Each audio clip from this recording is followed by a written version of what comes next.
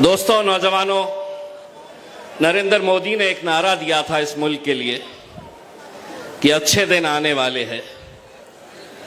जब मैं इस बच्ची को सुना तो मुझे यकीन हो गया है कि नरेंद्र मोदी के अच्छे दिन कब आएंगे पता नहीं, लेकिन मजलिस के अच्छे दिन आने वाले हैं जब ये बच्चियां। बड़ी खुशी की बात है, बैरिस्टर असदुद्दीन अवैसी साहब को मैंने वादा किया हूं आप लोगों की तरफ से। असद भाई को मैंने कहा है कि असद भाई, इंशाअल्लाह इस बार मुमरा आपको तोहफा देने वाला है।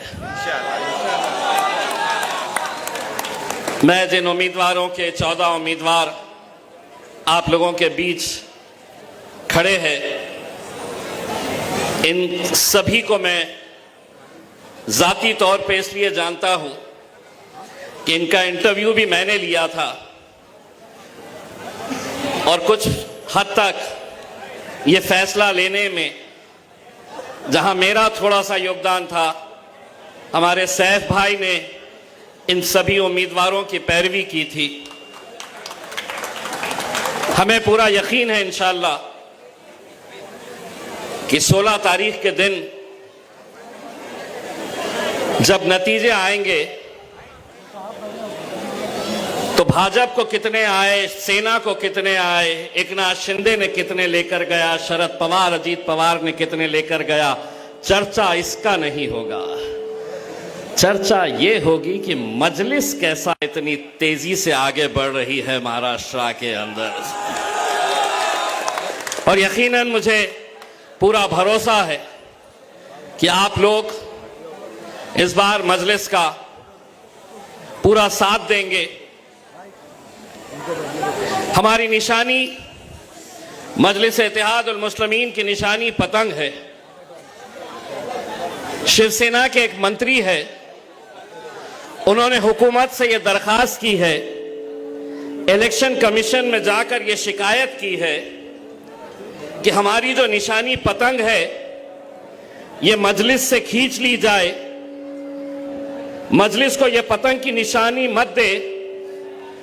क्योंकि उनका तर्क ये है, उनका कहना यह है कि 14 तारीख के दिन हमारे हिंदू समाज का एक बहुत बड़ा त्योहार है।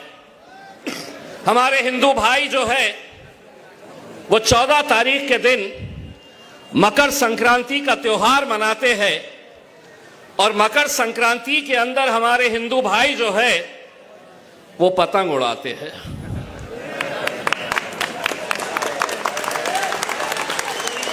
तो उन्होंने कहा कि ये पतंग इनके पास से ले ले, क्योंकि हमारा त्योहार है, हम पतंग उड़ाएंगे 14 को तो लोगों के जहन में आएगा कि 15 तारीख के दिन भी उड़ाना है।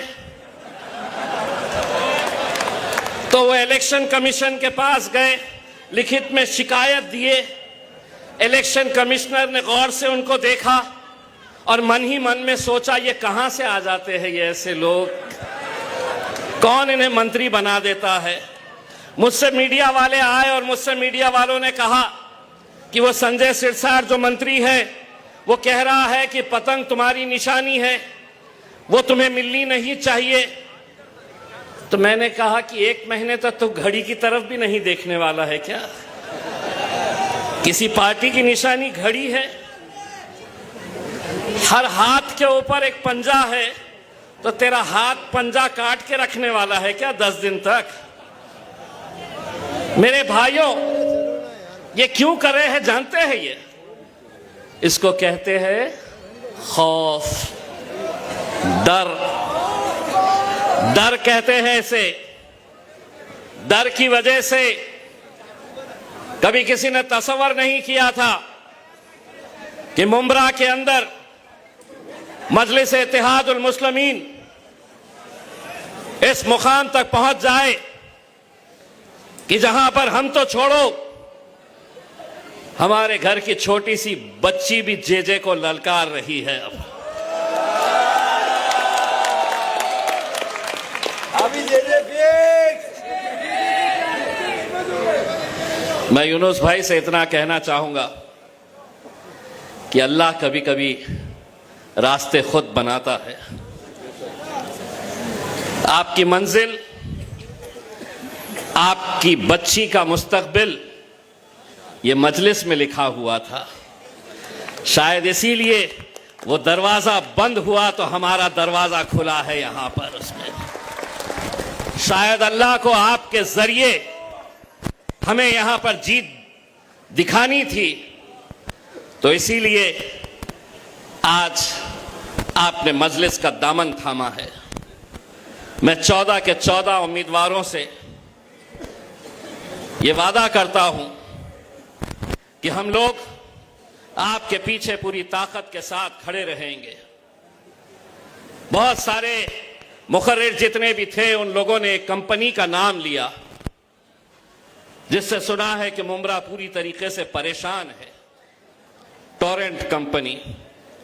मुमरा की आवाम ये दुआ कर रही है कि इस बार मजलिस कामयाब हो जाए, और टोरेंट का मालिक ये प्रार्थना कर रहा है कि मजलिस जीते नहीं, क्योंकि उसे मालूम है कि जीतने के बाद तेरा हश्र हम क्या करने वाले हैं।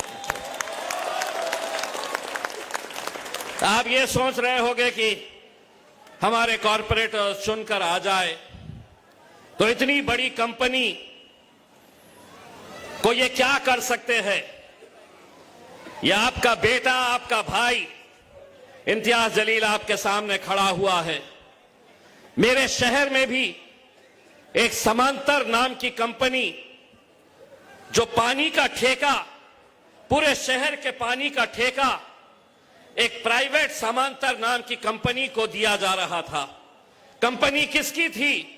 तो भारतीय जनता पार्टी के राज्यसभा के member of parliament Subhash Chandra की कंपनी थी।